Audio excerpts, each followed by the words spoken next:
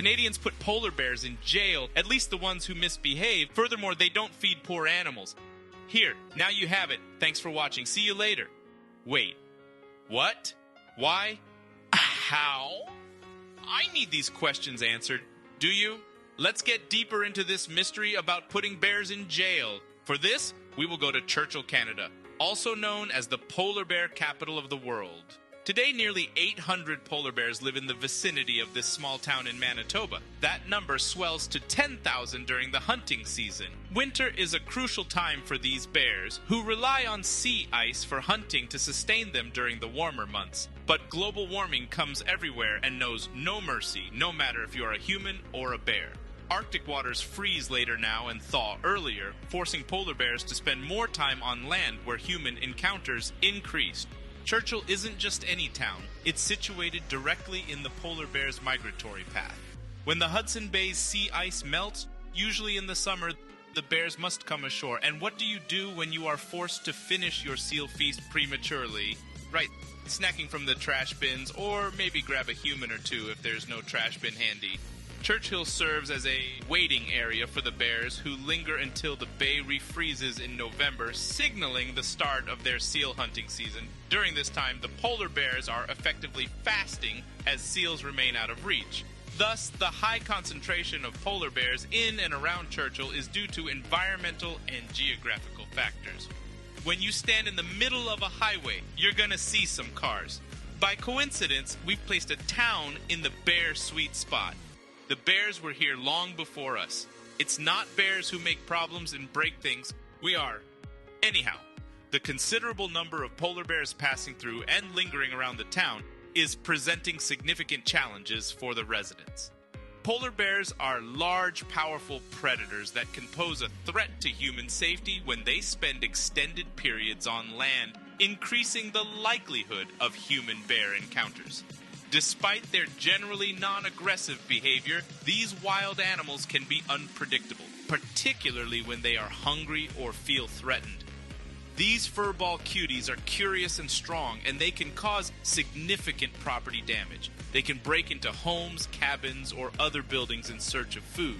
The presence of polar bears disrupts daily routines and activities, forcing residents to modify their travel routes and times to avoid bear sightings. Schools even enact bear lockdowns for student safety. While the presence of polar bears boosts tourism and brings visitors to Churchill, it can also have negative economic impacts.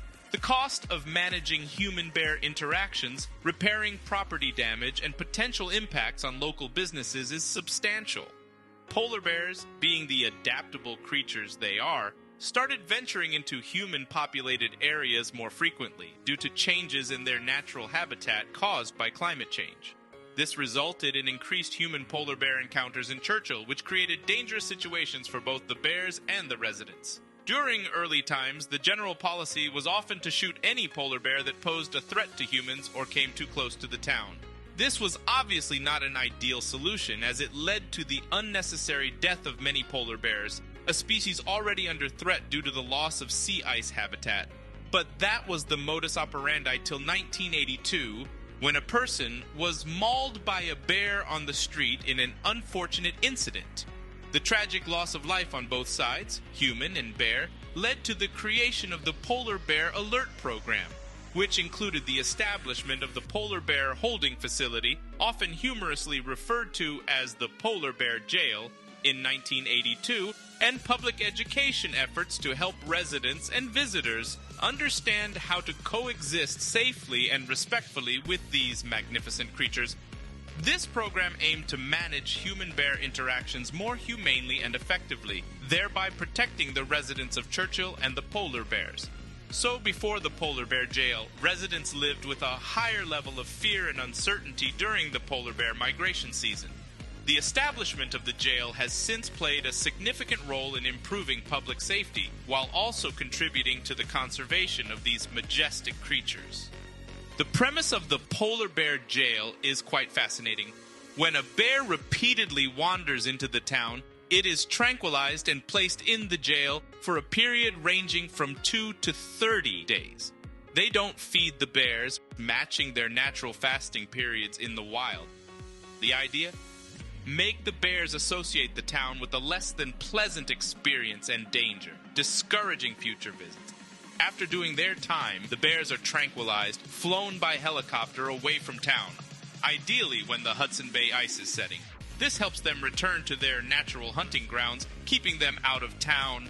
This approach has been a hit, significantly reducing dangerous human-bear encounters. It has also evolved into an attraction, bringing more awareness to the challenges posed by climate change on polar bear populations. Getting a bear into the jail isn't a walk in the park. After all, we're talking about one of the most powerful predators on the planet. It involves a dedicated team of professionals from the Department of Natural Resources trained in bear capture and handling. When a bear is spotted, a resident calls the Polar Bear Alert Program. The team evaluates the situation, and if the bear's a threat, they tranquilize it from a safe distance, then transport it to the polar bear holding facility. All this is done with great care for the safety of both people and bears. This transportation process usually involves a specialized vehicle designed to carry these large animals. The polar bear holding facility was created as a humane solution to the issue of human-bear encounters in Churchill. It operates based on an understanding of polar bear biology and behavior. Let's start with the fact that the polar bears are not fed while in the facility. This might sound harsh, but it aligns with the natural lifestyle of the bears. You see, polar bears are adapted to long periods of fasting, especially during the summer and fall when the sea ice, their primary hunting platform, is gone. During this fasting period, polar bears live off their fat reserves, accumulated during the winter and spring. So not feeding the bears while in the facility mimics their natural fasting cycle and prevents bears from associating humans with food. Next, the duration of the bear's stay in the facility is usually short-term, ranging from a few days to a few weeks, depending on the bear's behavior. The aim is to hold the bear just long enough to let it associate the town with a negative experience, being captured and confined, deterring it from coming back. The cells in jail have air conditioning, just in case it gets too hot for bears, and constant access to water or snow. There are solitary cells as well as cells for bear moms with their cubs.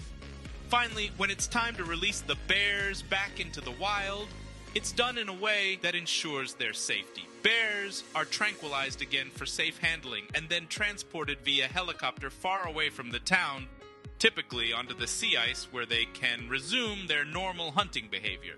While the polar bear jail might seem unusual, it's a solution born out of necessity, designed to protect both the humans and the bears in Churchill. It's a demonstration of how communities can adapt to coexist with the wildlife around them. The results of the Polar Bear Alert Program have been largely successful in managing human-bear interactions. Since the creation of the holding facility in the early 1980s, the number of bears killed in defense of life and property has significantly decreased. In addition to reducing bear mortalities, the program has also helped decrease the number of human-bear conflicts. The bears learn that venturing into human-populated areas leads to an unpleasant experience, being captured, tranquilized, and held in captivity. Over time, this has made the bears more cautious about approaching the town. Moreover, the program has played a significant role in raising awareness about polar bears, their behaviors, and the challenges they face due to climate change. It's become an important tool for conservation education, not just for the residents of Churchill, but for visitors and the global community as well. Nevertheless, it's important to note that the Polar Bear Alert Program is not a permanent solution to the challenges posed by climate change. With Arctic sea ice continuing to diminish, polar bears are spending longer periods on land, increasing the likelihood of human-bear interactions. Long-term solutions will need to address the broader issue of global warming and habitat loss. Churchill's unique situation with its seasonal polar bear inhabitants has turned it into an unexpected tourist hotspot. Let's unpack why that is. Churchill is one of the few human settlements where polar bears can be observed in the wild. This in itself is a powerful draw. The fact that these majestic creatures can be seen up close in their natural habitat is a once-in-a-lifetime experience for many wildlife and nature enthusiasts. The Polar Bear Jail and the Polar Bear Alert Program underline a commitment to sustainable, respectful interaction with wildlife. This appeals to tourists who are interested in responsible travel and want to support communities that prioritize animal welfare and conservation. The operations of the polar bear jail provide a stark, tangible narrative about the impacts of climate change on vulnerable species. Visitors can learn about these challenges firsthand, making their trip not just a vacation but also an educational experience. Beyond the polar bears, Churchill offers other natural wonders. It's one of the best places to witness the northern lights, and in the summer, thousands of beluga whales can be seen in the Churchill River. Birdwatchers also flock to the region to catch sight of rare Arctic bird species. Churchill has a rich cultural history with influences from the indigenous Inuit and Dene, as well as European settlers. The town grew around a fur trading post and a military base, making it a fascinating place for history buffs. Okay, I want to see all that. What is the best time for me to visit Churchill? Well, it depends on what you want to see. The prime time for polar bear viewing is during the months of October and November. This is when the bears begin migrating from their summer habitat on the tundra back to the pack ice that forms over Hudson Bay, their preferred hunting grounds. During these months, the bears often pass right through the Churchill area, making it an excellent time to observe them in their natural habitat. If you're interested in seeing beluga whales, the best time to visit is in July and August. During this period, thousands of beluga whales migrate into the warmer waters of the Churchill River estuary to breed and feed. For birdwatchers, the prime time to visit is during the spring and early summer. Churchill is situated on a major bird migration route, and more than 250 species pass through the area each year. If your main interest is to witness the spectacular northern lights, the best times are during the winter months from January to March, and again during the fall in late August and September. Remember, though, that the weather in Churchill can be extreme, especially during the winter months. It's essential to dress appropriately and be prepared for the cold if you plan to visit during these times. Also, because of its popularity, it's a good idea to book tours and accommodations well in advance of your visit. Churchill, Manitoba, exemplifies the power of innovative thinking and respect for nature in addressing environmental challenges. The town's approach underlines a universal lesson. Harmony with our environment isn't just beneficial, it's a necessity. It's a reminder that with creativity and respect for nature, we can turn challenges into opportunities, transforming potential conflicts into cohabitation and problems into solutions that benefit both humanity and wildlife alike. Thanks for watching, folks. Likes and subscribes on you. Next video on me.